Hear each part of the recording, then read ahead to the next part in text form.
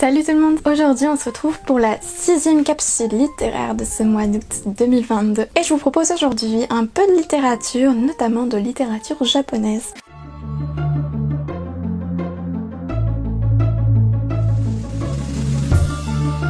Dans ce roman, on va tourner autour d'un café. Est-ce que vous êtes étonnés? Je ne pense pas, mais voilà, l'intrigue générale tourne autour d'un café qui s'appelle le Funikula. Ce café, il est situé vraiment dans une rue paumée de Tokyo et il y a toute une légende qui circule autour de lui. On dit notamment que en s'asseyant à une table avec un café, il est possible de remonter le temps et de voir le passé. Malheureusement ou heureusement, il y a plusieurs règles qui entourent ces voyages dans le temps. Notamment un qui dit que ce voyage doit se faire dans le temps où le café est encore chaud et que si celui-ci refroidit, la personne est coincée dans le passé. Il y a également tout un aspect autour d'un fantôme qui serait assis à la table qui permettrait le fameux voyage et qu'il ne faudrait pas brusquer et qu'il faudrait même attendre le moment où elle s'éclipse pour prendre sa place et enfin voyager dans le temps. Évidemment, il y a d'autres règles, mais je vous invite à le lire. Tout au long de ce roman, on va suivre 4 femmes. Ces 4 femmes, elles ont toutes un lien particulier avec le café, d'une façon ou d'une autre, et elles vont toutes entamer ce fameux voyage dans le temps en prenant place sur la chaise libérée par le fantôme.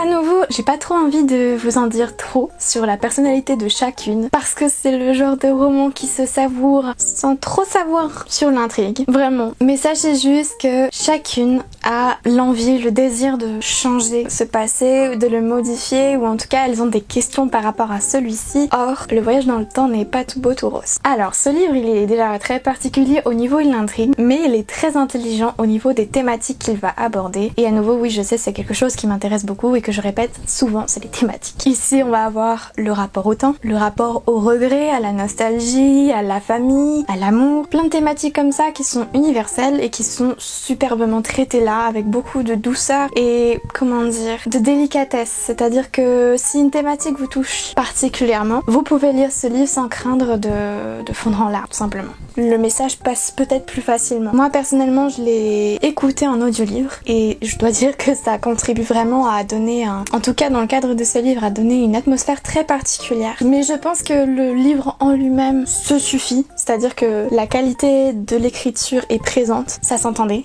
et je pense vraiment que rien que l'écriture peut proposer cette atmosphère très étrange où on s'imagine dans ce café et on s'imagine à la place de ces personnes, ou en tout cas on voit la scène parce qu'elle est très très bien décrite sans être dans trop de description, ce qui permet vraiment de visualiser la chose simplement et de savourer simplement l'instant, le moment touchant qui est souvent proposé lors de ces voyages dans le temps. La force également de ce roman, c'est sa capacité à proposer une palette de personnages plutôt large, c'est-à-dire que chacune des femmes a une histoire qui lui est propre. Ça peut être une question de famille, ça peut être une question d'amour perdu et pour autant, voilà, comme je le disais, c'est des thématiques qui sont universelles et on a peut-être plus une inclinaison pour une des femmes et ça va rendre l'histoire beaucoup plus touchante, beaucoup plus chargée d'émotions également, et donc ça va nous donner aussi l'opportunité de s'identifier plus à un personnage, ou en tout cas de le trouver plus attachant qu'un autre. Et comme je le disais, vraiment ce roman, il est bien pensé, il est bien ficelé du début à la fin. C'est le genre de roman qui se savoure parce que la construction est intelligente et que les messages véhiculés, les actions qui sont rapportées, c'est juste